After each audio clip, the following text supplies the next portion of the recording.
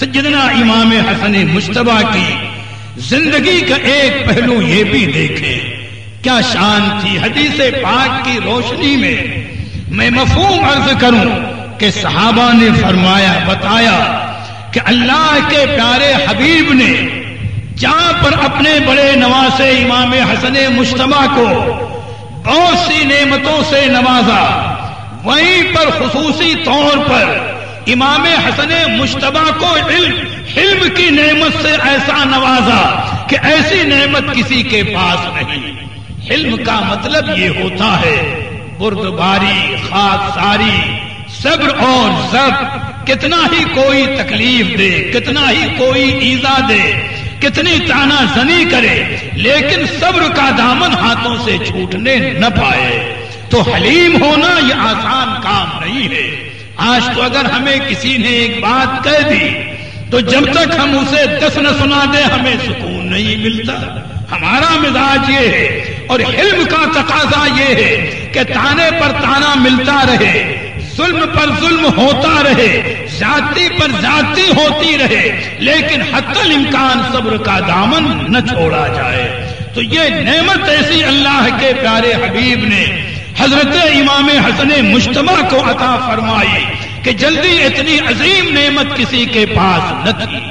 تب ان کے علم کا، ان کی بردباری کا، ان کی خاکساری کا انداز دیکھیں۔ ایک واقعہ ہے، علماء سیر نے بیان کیا کہ ایک مرتبہ آپ اپنے احباب کے ساتھ بیٹھے ہوئے ہیں، اپنے متعلقین کے ساتھ دسترخوان پر بیٹھے ہیں، کھانے کا معاملہ ہے، غلام سالن کا برتن لے کر کے آ رہا ہے۔ بھئی انسان سے غلطیاں ہو جاتی ہیں، لغزش ہو جاتی ہے، اور یہ بھی ذہن میں بات رہے کہ بڑی بارگاہ کا غلام بھی بڑی شان رکھتا ہے۔ جیسا دربار ہوتا ہے ویسے ہی اس دربار کا غلام بھی ہوتا ہے، یا ان کی شانیں بڑی ہوتی ہیں۔ غلام سالن کا برتن لے کر کے آ رہا ہے، کسی وجہ سے ہاتھ سے وہ برتن چھوٹ گیا، زمین پر برتن گرا تو ٹوٹ گیا، سالن بھی پھیل گیا زمین پر، اور اس کا کچھ حصہ حضرت امام حسن مجتبی کے کپڑوں پر بھی پڑ گیا۔ غلام نے سوچا ایسا نہ ہو کہ میری اس غلطی پر کہیں سیدنا امام حسن مجتبی مجھ پر غصے کا اظہار نہ فرمائے۔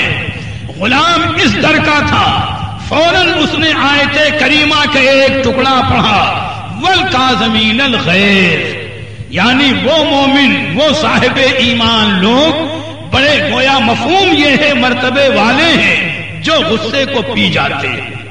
آیت کریمہ کا ٹکڑا کا مفہوم یہ ہے کہ والکاظمین الغیظ، یعنی وہ صاحب ایمان لوگ کہ جو اپنے غصے کو پی جاتے ہیں۔ امام حسن مجتبی نے فرمایا میں غصہ پی گیا۔ جب تم نے آیت کریمہ کا یہ ٹکڑا پڑھا تو فرمایا میں غصہ پی گیا۔ غلام نے فوراً آیت کریمہ کا دوسرا ٹکڑا پڑھا، والعافین عن الناس، اور یہ لوگ ایسی شان والے ہیں کہ بڑی سے گویا بڑی غلطی پر وہ لوگوں کو معاف کر دیا کرتے ہیں۔ غلام نے دوسرا ٹکڑا پڑھا آیت کریمہ کا، والعافین عن الناس، اور لوگوں کو معاف کر دیتے ہیں۔ امام حسن مجتبی نے فرمایا ہم نے تجھے معاف بھی کر دیا، نہ تجھ پر غصے کا معاملہ ہے، نہ تجھ سے اب کوئی مطالبہ، ہم نے تجھے معاف کر دیا۔ تو غلام پھر تیسری آیت کریمہ کا ٹکڑا پڑھتا ہے، ان اللہ یحب المحسنین، بے شک اللہ تبارک و تعالی احسان کرنے والوں کو، نیکی کرنے والوں کو پسند فرماتا ہے۔ امام حسن مجتبی نے فرمایا جا ہم نے تجھے آزاد بھی کر دیا۔ میاں یہ شان ہے امام حسن مجتبی کی۔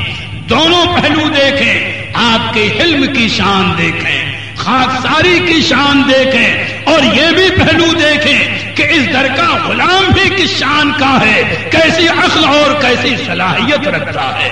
میاں ہر آدمی اعلیٰ دربار میں غلامی کے لائق نہیں ہوتا کہ جو چاہے غلام بن جائے۔ میاں اعلیٰ دربار کے لیے ویسے ہی غلام بھی منتخب ہوتا۔ سیدنا امام حسن مجتبی کی زندگی کا ایک پہلو میں نے یہ بتایا، ان کی آپ نے خاکساری کا انداز دیکھا، ان کے حلم اور صبر کو دیکھا۔ یہیں پر زندگی کا ایک پہلو یہ بھی دیکھیں کہ سیدنا امام حسن مجتبی رضی اللہ تعالی عنہ نے ایک دو نہیں 25 حج کیے ہیں، اور وہ بھی مدینہ طیبہ سے مکہ مکرمہ تک پیدل جاتے تھے اور پیدل واپس آتے تھے، معمولی نہیں۔ آج کا حاجی سوچے اگر حج کے زمانے میں کہیں سواری میں گڑبڑی تو اللہ جانے حاجی کا غصہ کہاں پہنچ جاتا ہے، بس میں دیر ہو جائے تو کچھ پیدل چلنا پڑ جائے تو۔ میاں آج کے حاجی حج میں جانے سے پہلے اگر واقعی ان کو تفریح نہیں کرنا حج کے نام پر بلکہ صحیح حج کرنا ہے تو مسائل کو بھی سیکھیں اور اللہ والوں کی زندگی میں حج کے انداز کو بھی دیکھیں، تاکہ جب اس سرزمین پر پہنچیں تب انہیں وہ شعور پیدا ہو جائے۔ اور اگر پیسہ ہے تفریح کے لیے جانا ہے تو ایسا حاجی اپنا فیصلہ خود کر لے۔ سیدنا امام حسن مجتبی رضی اللہ تعالی عنہ نے 25 حج کیے ہیں کم و بیش، اور پیدل جایا کرتے تھے۔ علماء نے فرمایا، روایتوں میں ہے کہ باوجود کہ عمدہ سواریاں آپ کے ساتھ ہوتی تھی لیکن آپ سفر پیدل فرماتے تھے، اور پیدل بھی چلنے کا انداز یہ ہوتا تھا کہ آپ کے پیروں میں جوتے نہیں ہوتے تھے، ننگے پیر چلا کرتے تھے۔ سوچو غور کرنے کا مقام۔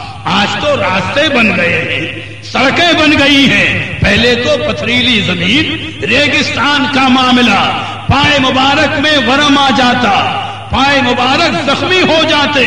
لوگوں نے بارہا اصرار کیا کہ حضور اس طریقے پر آپ کا سفر، تو آپ یہی فرماتے کہ میں اپنے رب کے دربار میں حاضری کے لیے جا رہا ہوں، حاضری دینے کے واسطے، لہذا مجھے شرم آتی ہے کہ میں سواری پر بیٹھ کر چلوں اور پیروں میں جوتے پہن کر کے چلوں۔